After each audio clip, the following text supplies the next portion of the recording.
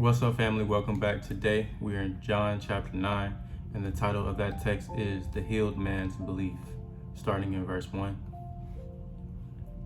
And as Jesus passed by, he saw a man which was blind from his birth. And his disciples asked him, saying, Master, who did sin, this man or his parents, that he was born blind? Verse 2. The disciples' question reflected the assumption customary in ancient Judaism. The suffering could be traced to specific sins in Job 4:7. The underlying concern of the assumption is to clear God of wrongdoing against innocent people in Exodus 20, verse 5. Yet the New Testament makes clear that suffering is not always a direct result of a person's sins in Luke 13:2-3. Jesus answered, Neither has this man sinned nor his parents, but that the works of God should be made manifest in him. I must work the works of him that sent me while it is day. The night cometh when no man can work. Verse 4. Jesus realized that his time on earth was limited. As long as I am in the world, I am the light of the world. When he had thus spoken, he spat on the ground and made clay of the spittle. And he anointed the eyes of the blind man with the clay, and said unto him, Go, wash in the pool of Siloam, which is by interpretation sent. He went his way therefore and washed and came seeing. Verse 6-7. Jesus' sending the man to wash in the pool of Siloam is reminiscent of Elisha's sending Naaman to wash in the Jordan River in 2 Kings 5:10-13. The interpretation of Siloam as sent may echo the messianic reference to Genesis 49:10. The neighbors therefore, and they which before had seen him that he was blind, said, It is not this, he that sat and begged.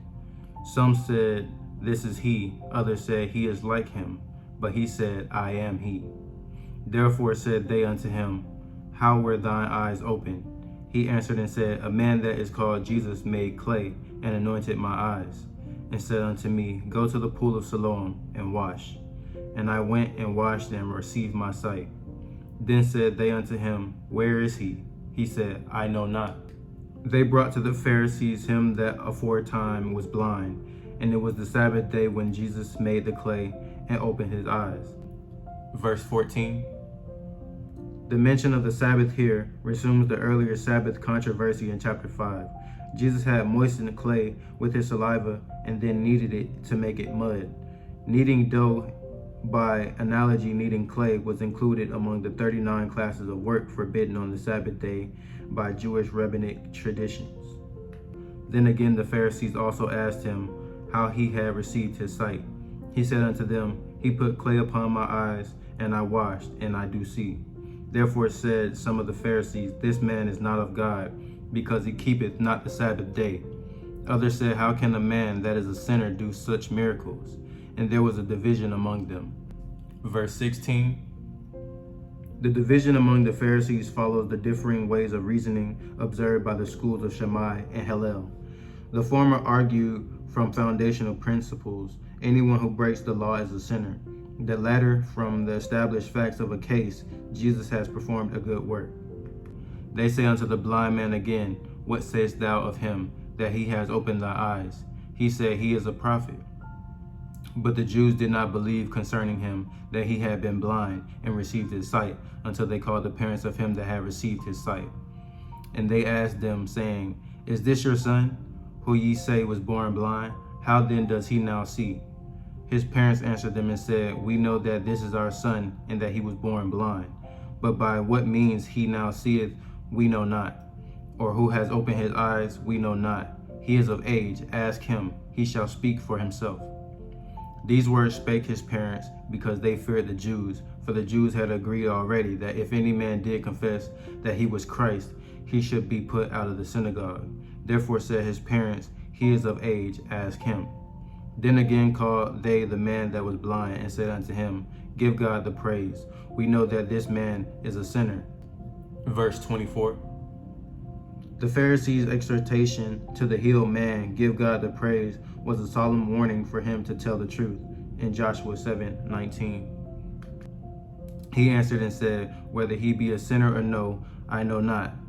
One thing I know, that whereas I was blind, now I see. Then said they to him again, What did he to thee? How opened he thine eyes? He answered them, I have told you already, and ye do not hear. Wherefore would you hear it again? Will ye also be his disciple?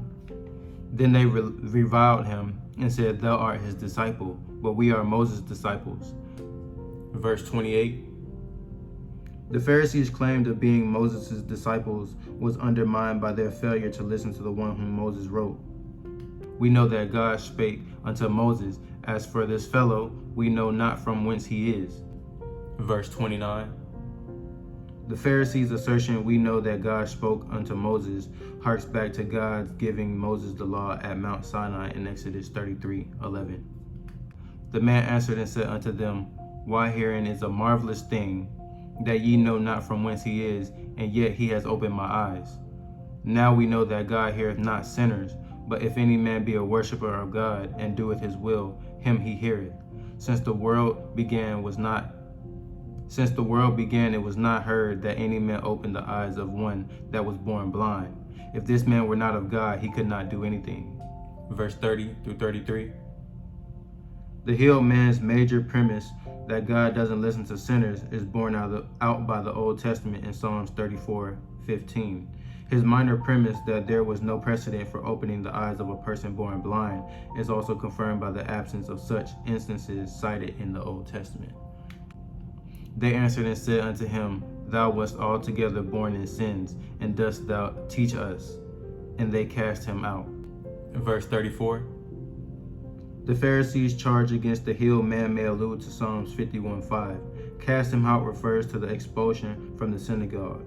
The way this was done suggests an impulsive action rather than communication based on a formal procedure. Jesus heard that they had cast him out, and when he had found him, he said unto him, Dost thou believe on the Son of God? He answered and said, Who is he, Lord, that I might believe on him? And Jesus said unto him, Thou hast both seen him, and it is he that talketh with thee. And he said, Lord, I believe, and he worshipped him. Verse 35 to 38. The blind man progressed from identifying Jesus as a prophet to confessing him as Lord. And Jesus said, For judgment I am come into this world, that they which see not might see, and that they which see might be made blind. And some of the Pharisees which were with him heard these words, and said unto him, Are we blind also? Jesus said unto them, If you were blind, you should have no sin. But now ye say, We see, therefore your sin remaineth. Verse 39 through 41. Giving sight to the righteous blind in Psalms 146:8, and blinding unrighteous persons who can see in Isaiah 6:10 are common Old Testament themes. Elsewhere, Jesus called the Pharisees blind guides in Matthew 23:16. Verse 1 through 41. Jesus' identity as the light of the world was illustrated in the sixth and penultimate sign recorded in John's Gospel, the healing of a man born blind.